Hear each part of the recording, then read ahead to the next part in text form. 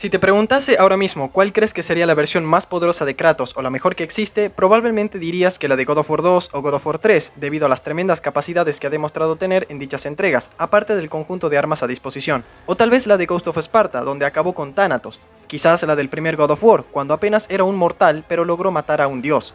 O a lo mejor prefieres quedarte con la que viste al final de Valhalla. La verdad es que ninguna de esas es la versión más completa e imponente del fantasma de Esparta, dado que su máximo poder adquirido no lo consumó en su propia franquicia, pero que de todas maneras resultó ser un acontecimiento canónico en su historia. ¿Recuerdan cuando Mimir dijo haber escuchado rumores sobre Kratos luchando en un torneo? Hermano, escuché muchas historias sobre tu tierra natal, pero también oí que una vez peleaste en un torneo. Participé en muchos combates. Pero en este en particular, escuché que peleaste con bestias, canallas, princesas, no muertos, autómatas y el músico más importante de la historia. Eso no es cierto, ¿verdad? No hablaré sobre esto. Muy bien, hermano. Al final se estableció que dicha competencia era nada más y nada menos que PlayStation All Stars Battle Royale, un videojuego de PlayStation 3 y donde se congregaron las figuras más icónicas y representativas de la marca PlayStation. Pero la gran pregunta, ¿cómo terminó Kratos involucrado en esa competencia y en qué momento específico pasó de estar en su propio universo a este otro? Pues todo comienza con la mascota original de Sony PlayStation, el hombre polígono. Antes de que Sony lanzara su primera consola PlayStation, este personaje sería su logo oficial, pero poco antes del estreno de la PS1 fue descartado y pasó al olvido, siendo suplantado por el viejo logo que todos conocemos. Aquí comenzaría la historia de origen del villano de este videojuego, pues el hombre polígono encontró una manera de acaparar tanto poder que se convirtió en un dios. Luego, usando ese poder, se ocupó de transportar a personajes famosos de cada universo de PlayStation a su propio mundo, para que se batiesen en un duelo a muerte, donde finalmente quedaría solo uno en pie. Y ahí es cuando el hombre polígono aprovecharía para acabar con ese único personaje. De esta forma ya no habría más figuras icónicas de Sony y el hombre polígono recuperaría nuevamente su estatus como la mascota y logo oficial de Sony PlayStation. Mientras tanto, en su universo, Kratos había reclutado los titanes y estaba a punto de asediar el Monte Olimpo. Pero Kratos pensaba que todavía no era digno de comandar semejante ejército. Es por eso que, a base de rumores que decían que una entidad desconocida y muy poderosa estaba en búsqueda de un verdadero desafío, Kratos acepta enfrentarlo para probar su valía y derecho a liderar a los titanes.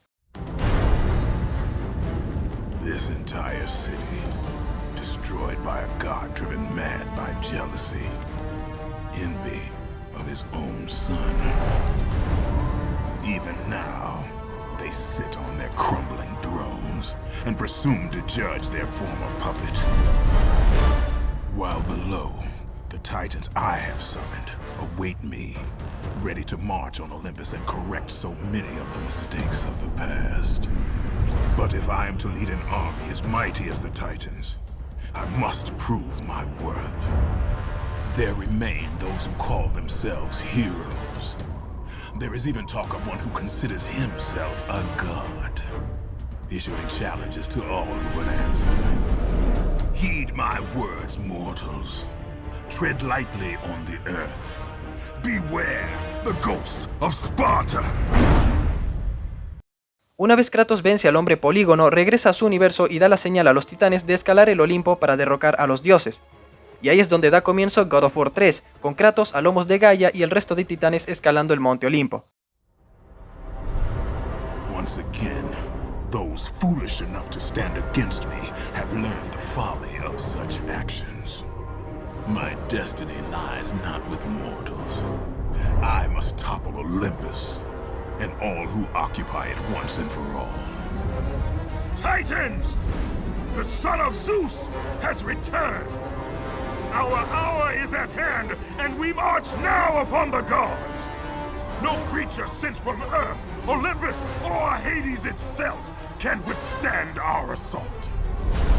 And to Zeus, and the Cretans who kneel at his feet, I bring an army unlike any you have fought before.